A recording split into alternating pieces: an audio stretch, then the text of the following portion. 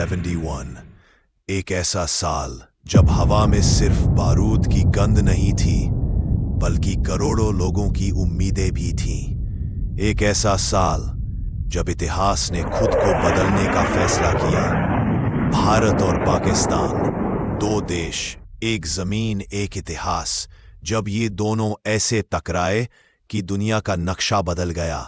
और ये कहानी सिर्फ 13 दिनों की नहीं है।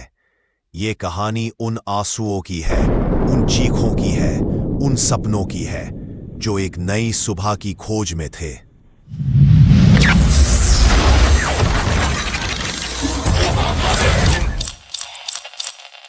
ये कहानी शुरू होती है पूर्वी पाकिस्तान यानी आज का बांग्लादेश।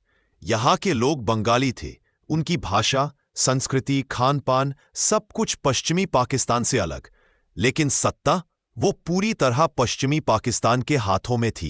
पूर्वी पाकिस्तान खुद को अपने ही देश में दूसरे दर्जे का नागरिक महसूस करता था। आर्थिक भेदभाव इतना अधिक था कि पूर्वी पाकिस्तान देश की कुल जनसंख्या का बहुमत होते हुए भी संसाधनों में सबसे पीछे था। फिर आया 1970 का ऐतिहासिक चुनाव। शेख मुजीब की पार्टी अवामी लीग भारी बहुमत से जीत गई। संविधान के हिसाब से अब देश का प्रधानमंत्री शेख मुजीब होना चाहिए था, लेकिन सत्ता देने से इनकार कर दिया गया। एक देश, दो भाग, लेकिन भरोसा टूट चुका था। देश में तनाव बढ़ता गया।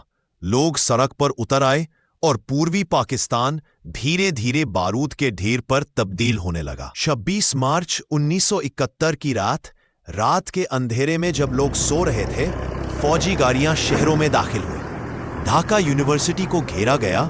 निहत्थे छात्रों पर गोलियां बरसाई गई। इस ऑपरेशन का नाम था ऑपरेशन सर्चलाइट। यह सिर्फ एक सैन्य कार्रवाई नहीं थी, ये एक पूरी संस्कृति को डराने, दबाने और खत्म करने की कोशिश थी। लोग अपने घरों से भागने लगे और कुछ ही हफ्तों में करीब 1 करोड़ लोग भारत की सीमा पर पहुंच गए।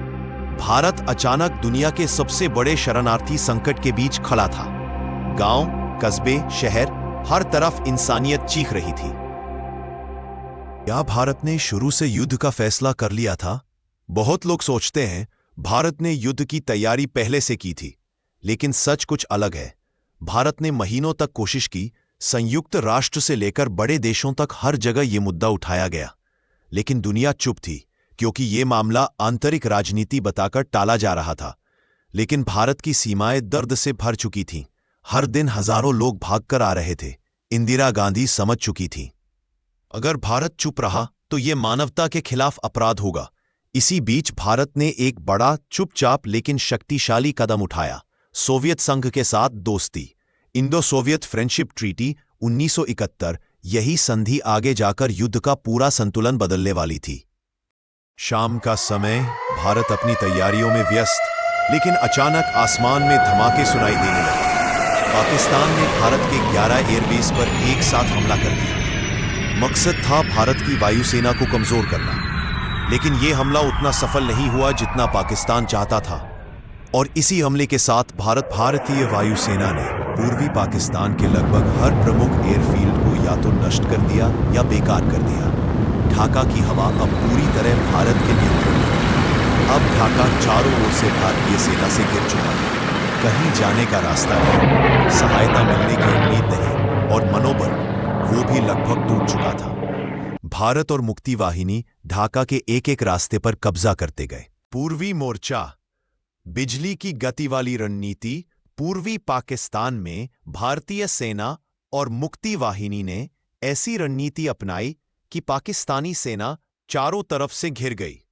एक एक शहर फोलते गए, सप्लाई लाइन काटी गई, ढाका को हर दिशा से ब्लॉक किया गया। भारत की यह रणनीति दुनिया की सबसे तेज सैन्य प्रगति में गिनी जाती है। पश्चिमी मोर्चे पर पाकिस्तान को उम्मीद थी कि भारत कमजोर पड़ेगा, लेकिन भारत ने उल्टा झटका दिया। ऑपरेशन ट्राइडेंट, भारतीय नौसेना ने कराची पोर्ट तक को जला दिया। मिसाइल बोट का यह पहला सफल युद्ध प्रयोग था। कराची में लगी आग 3 दिन तक धधकती रही और पाकिस्तान की रीढ़ टूटने लगी। 16 दिसंबर, इतिहास का सबसे बड़ा आत्मसमर्पण। 16 दिसंबर 1971, ढाका के रेसकोर्स मैदान में जनरल ए के नियाजी और भारत के जनरल जगजीत सिंह अरोड़ा आमने सामने बैठे। कागजों पर दस्तखत हुए, बंदूकें नीचे रख दी गईं और दुनिया ने देखा 90,000 पाकिस्तानी सैनिकों का सरेंडर। द्वितीय विश्व युद्ध के बाद इतिहास का सबसे बड़ा आत्मसमर्पण। और इसी क्षण जन्म हुआ बांग्लादेश का। 1971 का युद्ध सिर्फ हथियारों की लड़ाई नहीं थी, यह उन लाखों लोगों की जीत थी जो आज़ादी की सांस लेना चाहते थे। यह भारत की वह लड़ाई थी जो सिर्फ अपने लिए नहीं, मानवता के लिए लड़ी गई। आज भी जब दिसंबर आता है तो 1971 के वो 13 दिन इतिहास के पन्नों से निकलकर हमारे दिलों में गूंज जाते हैं। भारत सिर्फ जीता नहीं था, उसने एक पूरी जनता का भविष्य बचाया था।